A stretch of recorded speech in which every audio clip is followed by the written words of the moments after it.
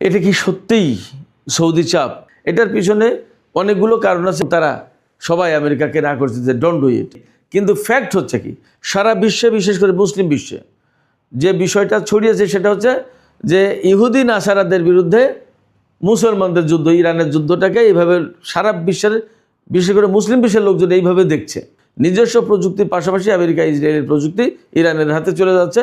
Iran তাদের অস্ত্র না কেনার পরেও যে থার্ড এবং পেট্রিয়ট দিয়ে ইরানের ড্রোন এবং ক্ষেপণাস্ত্র ভূপাতিত করবে, সেই থার্ড পেট্রিয়টকেই তো ধূলিসাৎ করে দিয়েছে ইরান। একার সোজা গল্প বলে দিয়েছে চীন যে আমরা আমেরিকার কোনো নিষেধাজ্ঞা মানব না, এবং পাল্টা আইন করেছে, সেই আইন কার্যকর করবে। আঞ্চলিক রাজনীতিতে ভারত সেখানে মার খেয়ে যায়। আবার পাশাপাশি পাকিস্তান, ইরান দুই দেশ প্রতিবেশী দেশ, এই দুই দেশের সম্পর্ক অনেক ভালো হয়ে ওঠে। সুপ্রিয় দর্শক, আসসালামু আলাইকুম। আপনাদের সবাইকে স্বাগত জানাচ্ছি এখনকার আলোচনায়। আপনাদের সঙ্গে আছি আমি সিরাজুল ইসলাম। হরমুজ প্রণালীতে মার্কিন প্রেসিডেন্ট ডোনাল্ড ট্রাম্প যে প্রজেক্ট ফ্রিডম পরিচালনা করতে শুরু করেছিলেন, তাতে সরাসরি সৌদি আরব বাধা দিয়েছে। এটা কি সত্যিই সৌদি চাপ? এটার পিছনে অনেকগুলো কারণ আছে। একটা কারণ হচ্ছে সৌদি আরব, কাতার এবং ওমান তারা দাবি করছে যে হরমুজ প্রণালীতে যে প্রজেক্ট ফ্রিডম চালু করলো বা অভিযান পরিচালনা করবে, কিন্তু এই দেশগুলোর সাথে আমেরিকা মোটেই যোগাযোগ করেনি, সমন্বয় করেনি, কোঅর্ডিনেট করেছে কাদের সাথে? সংযুক্ত আরব আমিরাতের সাথে কোঅর্ডিনেট করেছে, এটা পরিষ্কার। এখন সংযুক্ত আরব আমিরাতের সাথে কোঅর্ডিনেট করেছে, কিন্তু সৌদি আরবের সাথে কোঅর্ডিনেট করেনি। তার মানে সৌদি আরবকে তো মাইনাস করে রাখা হলো, সৌদি আরবকে গুরুত্ব দেওয়া হলো না। এটা সৌদি আরবের খেপে যাওয়ার একটা বড় কারণ। কাতার একই অবস্থায়, আর ওমান তো অ্যাকচুয়ালি ইরানের সাথে সমন্বয় করছে, সে তো আমেরিকার পক্ষে যাওয়ার কোনো কারণ নেই। অতএব এই তিন দেশ তারা কেউই আমেরিকাকে সহযোগিতা করতে চায়নি, এবং তারা সবাই আমেরিকাকে না করছে যে ডোন্ট ডু ইট, এটা আপনি করতে পারেন না, করবেন না, এখানে করলে পরিস্থিতি আরও খারাপ হবে। এটা গেল একটা দিক। আর একটা দিক হচ্ছে যে যখনই সৌদি আরবের এয়ারবেজ ব্যবহার করে আমেরিকা হরমুজ প্রণালীতে অপারেশন চালাবে, তখনই ইরান আবার সৌদি এয়ারবেজে হামলা চালাবে। তার মানে সৌদি আরবের উপর আবার ক্ষেপণাস্ত্র হামলা, বোমা হামলা শুরু হয়ে যাবে। যদিও সৌদি আরবের জনগণের উপরে বা দেশ হিসেবে সৌদি আরবের উপর হামলা চালাচ্ছে না, কিন্তু অ্যাকচুয়ালি ক্ষেপণাস্ত্র বা ড্রোন বা বোমা যাই বলি, এই হামলাগুলো তো সৌদি আরবের আকাশ দিয়েই হবে, সৌদি আরবের ভেতরেই হচ্ছে। তার মানে ইরান যদি আমেরিকার বিরুদ্ধে হামলা চালানোর জন্য সৌদি এয়ারবেজে হামলা চালাতো, তাহলে টোটালি সৌদি আরবের স্বাভাবিক স্থিতিশীলতার নিরাপত্তা বিঘ্নিত হয়। এটা আর করতে দিতে রাজি হয়নি। এটা গেল 2 নম্বর কারণ। 3 নম্বর কারণ যেটা, সেটা হচ্ছে যে সৌদি আরব তো দেখছে, আমি আবারও বলি, সৌদি আরব দেখতে পাচ্ছে যে আমেরিকা আসলে তার নিজের ঘাঁটি, তার নিজের সেনাদের নিরাপত্তায় ঠিকমতো দিতে পারছে না। তার বিমান, তার প্রতিরক্ষা সরঞ্জাম, এগুলো কোনো কিছু নিরাপদ রাখতে পারেনি। যে থার্ড এবং পেট্রিয়ট দিয়ে ইরানের ড্রোন এবং ক্ষেপণাস্ত্র ভূপাতিত করবে, সেই থার্ড পেট্রিয়টকেই তো ধূলিসাৎ করে দিয়েছে ইরান। ফলে সৌদি আরব এই বিষয়টা বিশেষভাবে বিবেচনায় নিয়েছে। এটা একটা বড় কারণ। আরেকটা কারণ হচ্ছে যে এই যে যুদ্ধের পরিস্থিতি, এই যুদ্ধের পরিস্থিতির পরে আলটিমেটলি আমেরিকার জায়গায়, এবং এই অঞ্চলে আমেরিকার ঘাঁটি এবং সেনারা আদৌ থাকবে কিনা সেটাই এখন দেখার ব্যাপার, প্রশ্ন। অথচ ইরান, সৌদি আরব তারা কিন্তু ঠিকই এই অঞ্চলে থাকবে। কুয়েত, কাতার, ইরাক, বাহরাইন, সংযুক্ত আরব আমিরাত তারা এখানেই থাকবে। তারা তো এই জায়গা থেকে দেশ তুলে নিয়ে অন্য কোথাও চলে যেতে পারবে না। তাহলে কি? তাহলে ইরানের সাথেই এদের বসবাস করতে হবে। যুদ্ধ শেষে পরিস্থিতি কোথায় দাঁড়াবে? যুদ্ধ শেষে কিন্তু এই ইরানের সাথে, এই পারস্য উপসাগরে, এই হরমুজ প্রণালীতে এদেরই দেখা সাক্ষাৎ হবে, এদের সাথেই কথা কাজ করতে হবে। সমস্ত সব উঠা বসা, মুআমেলাত, লেনদেন, সমস্ত সব কিছু এখানেই হবে। এছাড়া আরও কারণ আছে। অর্থনৈতিক কারণ যদি আমরা বলি, অর্থনৈতিক কারণটা কি? অর্থনৈতিক কারণ হচ্ছে যে এই যে হরমুজ প্রণালী বন্ধ রাখার কারণে সবার মারাত্মক রকমের ক্ষতি হচ্ছে। ইরাক থেকে শুরু করে একেবারে সংযুক্ত আরব আমিরাত পর্যন্ত সবার ক্ষতি হচ্ছে। কারোর জাহাজ, তেলের জাহাজ যাচ্ছে না, পরিষ্কার গল্প।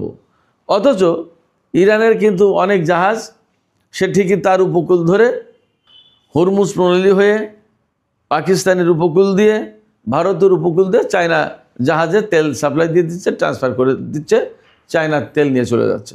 যখন আমেরিকা অত্যন্ত শক্ত ভাষায় চীনের বিভিন্ন কোম্পানির উপর নিষেধাজ্ঞা আরোপ করেছে, একের সোজা গল্প বলে দিয়েছে চীন যে আমরা আমেরিকার কোনো নিষেধাজ্ঞা মানব না এবং পাল্টা আইন করেছে, সেই আইন কার্যকর করবে।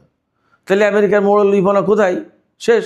এই পরিস্থিতিতে যদি হরমুজ প্রণালীতে ইরান এবং আমেরিকা দুই পক্ষই যদি শক্ত অবস্থানে থাকে, তাহলে হরমুজ প্রণালী দিয়ে তো পারস্য উপসাগরীয় এলাকার যত দেশ তার কারোর তেলবাহী জাহাজ যাচ্ছে না, তাহলে তাদের অর্থনীতি ধসে পড়বে।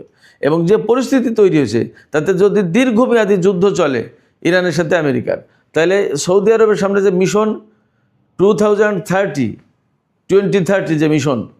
যে ভিশন এই মিশন সব কিছু বাতিল হয়ে যাবে, চুরমার হয়ে যাবে। সৌদি আরবের অর্থনীতিকে তেল থেকে ডাইভার্সিফাই করে যে ট্যুরিজম বা আরও বিভিন্ন রকমের খাতে নিয়ে বিকল্প আয়ের উৎস তৈরি করার চেষ্টা করছিল, সেই প্রজেক্ট কিন্তু ফেল করবে। আফটার অল প্রত্যেকটা দেশে অভ্যন্তরীণ অস্থিতিশীলতা তৈরি হবে। বাহরাইনের অবস্থা খুবই করুণ। আমি এইগুলো নিয়ে আলাদা একটা ভিডিওতে কথা বলবো ইনশাল্লাহ। এখানে শুধু এইটুকু বলে রাখি, প্রত্যেকটা দেশের অভ্যন্তরীণ অস্থিতিশীলতা তৈরি হচ্ছে, এতে কোনো সন্দেহ নেই। সেই কারণে নিজেদের ঐক্য, স্থিতিশীলতা, অর্থনীতি, রাজনীতি এগুলো নিয়ন্ত্রণ করা কঠিন হয়ে পড়ছে। এবং এই যুদ্ধ যত করছে ততই এক দিন এক ধরনের গুরুত্বপূর্ণ অস্ত্র, সামরিক সরঞ্জাম, আমেরিকা আর ইসরায়েলের গুরুত্বপূর্ণ জিনিস ইরানের হাতে চলে যাচ্ছে। এবং সেগুলো রিভার্স ইঞ্জিনিয়ারিং করে ইরান ক্রমে আরও বেশি শক্তিশালী হয়ে উঠছে। নিজস্ব প্রযুক্তির পাশাপাশি আমেরিকা ইসরায়েলের প্রযুক্তি ইরানের হাতে চলে যাচ্ছে, ইরান তাদের অস্ত্র না কেনার পরেও। এটা গেল সৌদি আরব বা আরব রাষ্ট্রগুলোর পক্ষ থেকে কাজ। এপাশে পাকিস্তান যে কূটনৈতিক প্রচেষ্টা চালাচ্ছিল তারও তো লাভ আছে। তার লাভ, সবচেয়ে বড় লাভ কি? ইরান, আমেরিকা, ইসরায়েলের মধ্যে যে যুদ্ধ, ভয়াবহ একটা ব্যাপার, ইতিহাস সৃষ্টি করা একটা ব্যাপার বা ইতিহাস ব্রেক করা একটা ব্যাপার, সেই ইতিহাস ব্রেক করা যে ঘটনা, সেই যুদ্ধ যদি পাকিস্তান কূটনৈতিক চেষ্টা প্রচেষ্টা উদ্যোগ নিয়ে মধ্যস্থতা করে বন্ধ করতে পারে, আন্তর্জাতিক অঙ্গনে পাকিস্তানের ক্রেডিবিলিটি, পাকিস্তানের র্যাঙ্কিং, পাকিস্তানের অ্যাপ্রুভাল, পাকিস্তানের রেটিং, পাকিস্তানের সুনাম, দক্ষতা, যোগ্যতা, অভিজ্ঞতা অনেক উপরে চলে যায়। আঞ্চলিক রাজনীতিতে ভারত সেখানে মার খেয়ে যায়। আবার পাশাপাশি পাকিস্তান, ইরান দুই দেশ প্রতিবেশী দেশ, এই দুই দেশের সম্পর্ক অনেক ভালো হয়ে ওঠে। ওপাশে সংযুক্ত আরব আমিরাতের সাথে পাকিস্তানের একটা টানাপোড়েন আছে। আমেরিকা এবং ইসরায়েল এখানে সংযুক্ত আরব আমিরাতকে উপরে তোলার চেষ্টা করছে, কিন্তু সেই জায়গায় পাকিস্তান এবং সৌদি আরব জোটবদ্ধ হয়ে সংযুক্ত আরব আমিরাতের বিপরীতে অবস্থান নিয়েছে। আর ইরান সংযুক্ত আরব আমিরাতের বিপরীতে কতটা শক্ত অবস্থান নিয়েছে তা তো আপনারা সবাই দেখতেই পাচ্ছেন।